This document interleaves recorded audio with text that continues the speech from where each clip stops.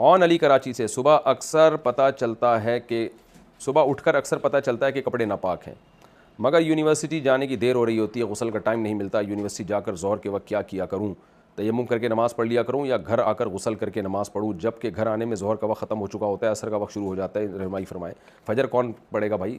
فجر بھی فرض ہے، تو جیسے ہی پتہ چلے غسل کریں اور تمیز سے نماز پڑھیں، فجر بھی، ظہر بھی، عصر بھی۔ اتنا ڈیلے کرنا غسل کو کہ ظہر میں ہی آپ مشکوک کر دیں، جاتے کیوں ہیں یونیورسٹی میں، دیر ہو رہی ہوتی ہے تو آپ جلدی سے نہا کے جائیں، لیٹ ہو جائیں، یہ اتنا بڑا جرم نہیں ہے، لیکن غسل کیے بغیر چلے جانا اور ظہر کو بھی شک میں ڈال دینا یہ زیادہ بڑا جرم ہے۔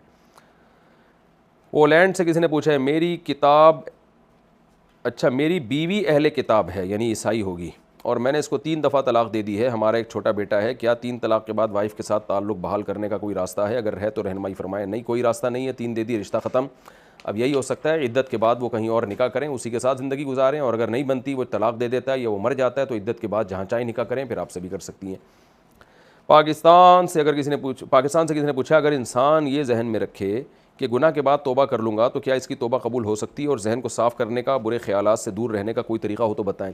توبہ موت سے پہلے قبول ہو سکتی ہے، کچھ بھی ہو جائے، لیکن اس نیت سے گناہ کرنا کہ بعد میں توبہ کر لوں گا، یہ ایسا حماقت والا کام ہے جیسے کوئی اپنے آپ کو زخمی کرے کہ بعد میں علاج کر لوں گا۔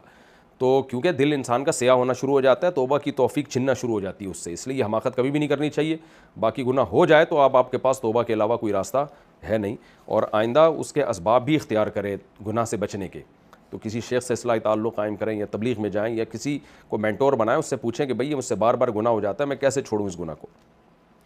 انڈیا سے کسی نے پوچھا ہے ہمارا بزنس ہے جس میں ہم رینٹ پر آئٹم دیتے ہیں، ہماری انویسٹمنٹ 1 ملین کی ہے، کیا اس پر زکوٰۃ واجب ہے؟ رینٹ پر جو آئٹم دیتے ہیں اس پر زکوٰۃ لازم نہیں ہے، ہاں جو آپ کی ارننگ ہوگی نا، جو کیش آپ کے پاس اماؤنٹ زکوٰۃ والی تاریخ تک بچا ہوگا، اس پر زکوٰۃ لازم ہے۔ بنت عبد الرحمن راول پنڈی سے، میں جس جامعے میں پڑھتی ہوں وہاں کچھ باجیوں کا کہنا ہے کہ شرح بچیوں کے لیے زہر ہے، بچیوں کو شرح نہیں استعمال کرنی چاہیے، یعنی کوئی شرح وغیرہ کی کتاب ہے۔ اگر ایسا ہے تو حدیث کی تشریح کیسے معلوم ہوگی؟ برائے مہربانی رہنمائی فرمائیں۔ دیکھیں، شرح بچیوں کے لیے یا طلبہ کے لیے زہر اس وقت ہے جب اردو میں یا کسی اور زبان میں ہو، عربی کتابوں کی شرح عربی میں ہی ہو تو پھر پڑھ لینی چاہیے۔ آج کل دینی مدارس کے طلبہ اور طالبات کی صلاحیتیں، استعدادیں بالکل تباہ ہو رہی ہیں، اردو شروحات دیکھ رہے ہیں وہ، تو اس سے کیا ہو رہا ہے، ان کے اندر کتاب سمجھنے کی صلاحیت برباد ہوتی چلی آ رہی ہے۔ تو اس طرح کی شروحات پڑھنا اردو میں یا انگلش میں، تو اس سے آپ کو عربی سے واقفیت پیدا نہیں ہوگی۔